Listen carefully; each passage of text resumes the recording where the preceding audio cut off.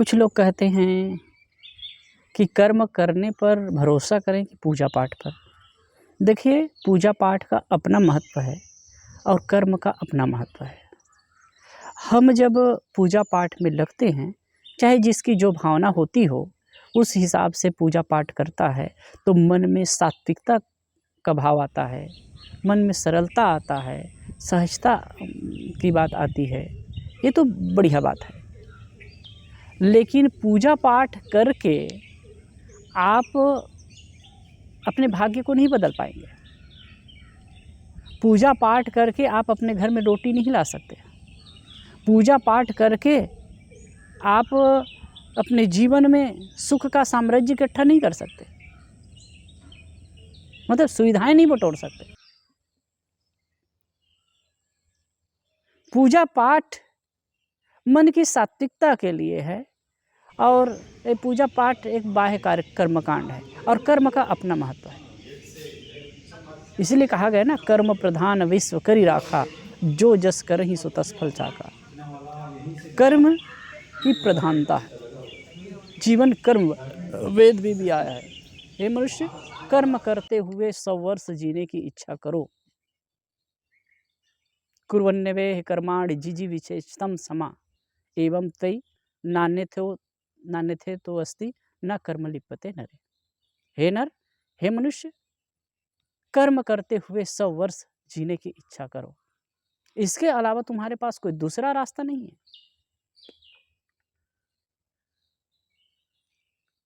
जीवन कर्म प्रधान है, कर्म तो करना पड़ेगा। हाँ, अब कर्म कर रहे हो तो सीधा उल्टा सीधा जो भी कर्म कर रहे हो वो गलत है। कर्म अच्छा होना चाहिए, कर्म पवित्रता पूर्ण होना चाहिए। कर्म यदि आप समझ करके कर रहे हैं तो आपके लिए सुखप्रद होगा। वैसे गीता में बहुत प्रकार के कर्म की चर्चा की गई है और भी संत महापुरुष करते हैं, अनेक ग्रंथों में कर्म की चर्चा है। सीधी सी बात है, कर्म है 2 प्रकार के, पाप कर्म और पुण्य कर्म। पाप कर्म और पुण्य कर्म। पाप कर्म ऐसे कर्म जिन कर्मों को करने से हमारा चित्त अशांत होता है, हमारा मन आंदोलित होता है, ये पाप कर्म है। मन इंद्रियां अस्त व्यस्त होती हैं, वो पाप कर्म है। और सामने वाला व्यक्ति भी, जो व्यक्ति है वह भी, दूसरे व्यक्ति भी प्रभावित होते हैं, वो लोग भी दुखी और अशांत होते हैं, ऐसा पाप कर्म है। और ऐसे कर्म जिन कर्मों को करने से हमारा चित्त सहज और शांत होता है, मन इंद्रियां व्यवस्थित होती हैं और दूसरों को भी प्रसन्नता और सुख प्राप्त होता है, वह है पुण्य कर्म।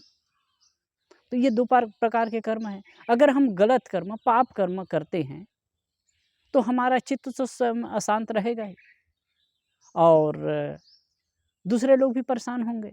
अब कोई चाहे कि पाप कर्म करने के बाद में, जैसे कि कितना बताया जाता है, कितने पौराणिक लोग कहते हैं, पाप कर्म करो, अमुक प्रकार के पूजा कर लो, पाप से मुक्ति मिल जाएगी। अमुक प्रकार के मंत्र जप लो, पाप से मुक्ति मिल जाएगी। अमुक तीर्थ में जाकर स्नान कर लो, पाप से मुक्ति मिल जाएगी। अब ये केवल ना लॉलीपॉप देना है, लोगों को एक बेवकूफ़ बनाने की तरीका है। आप गलत कर्म कर रहे हैं, पाप कर्म कर रहे हैं, तो पूजा पाठ से वो कुछ नहीं हो सकता है। हाँ भाई, अनजाने में कुछ हो गया, हम जानबूझ करके नहीं किए, तो फिर आप अगर उसका पश्चाताप कर रहे हैं और बैठ करके कोई प्रार्थना भजन कर रहे हैं तो रिलैक्स मन में हो सकता है। और जानबूझ करके आप गलत कर्म कर रहे हैं, ये तो फिर जानबूझ करके किया गया पाप, तो वो पाठ से, पूजा से कैसे कुछ हो सकता है। तो जो लोग ये सोचते हैं कि कर्म करना अच्छा है कि पूजा पाठ करना ठीक है, तो कर्म तो करना ही है। कर्म किए बिना तुम रह नहीं सकते। कोई आदमी सोचता है कि हम कर्म में बिना रह सकते हैं, वो संभव ही नहीं है। चाहे कोई साधु सन्यासी हो, चाहे कोई भी हो, सबको पाप कर्म करना है। तो पाप कर्म न करे, कर्म तो करना है। अब कर्म कैसा करना है, अच्छा करना है या बुरा कर्म है, कर्म करना है, ये आप पर निर्भर करता है। और जैसे आपके कर्म होगा, जैसी आपकी भावना होगी, वैसी आपकी स्थिति बनेगी। और गलत कर्म करके, पाप कर्म करके अगर आप पूजा पाठ के बल पर, तीर्थ मूर्त के बल पर, मंत्र तंत्र के बल पर मुक्ति चाहेंगे, वो संभव नहीं है। अब मुक्ति का मतलब क्या है? अगर आप सहज रूप से कहें कि कोई गलत कर्म करता है, पाप कर्म किया, अनुचित कर्म किया, और कोई जप तप से उनके मन में प्रसन्नता और शांति का आह्लाद हो जाए, और वो जो पुराने संस्कार हैं, पाप कर्म के संस्कार धुल जाए, तब तो मान लिया जाएगा कि भाई उससे कटते हैं। अब ऐसा तो होता नहीं। हाँ, अगर कहीं वो प्रायश्चित पूर्वक वो कर्म को छोड़ता है और अपने आप को दृढ़ संकल्पवान बना करके उससे उपरत होता है, तो फिर उसकी सार्थकता हो सकती है। और नहीं, अगर वो गलत कर्म करता रहे और फिर पूजा पाठ के बल पर उसे काटने का जो दम्भ करता रहे, तो वो संभव नहीं है।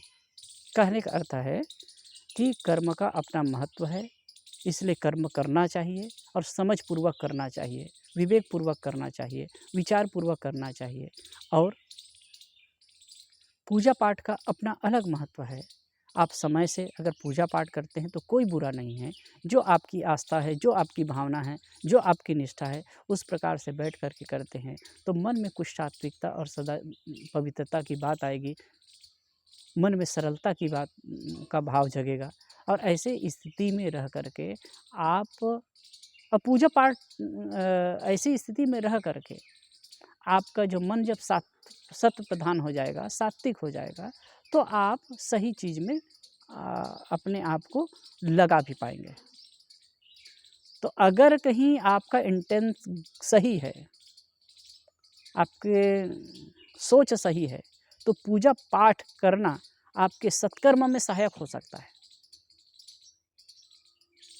लेकिन यदि कहीं आप पूजा पाठ के बल पर गलत कर्मों से मुक्ति चाहेंगे तो वो संभव नहीं है।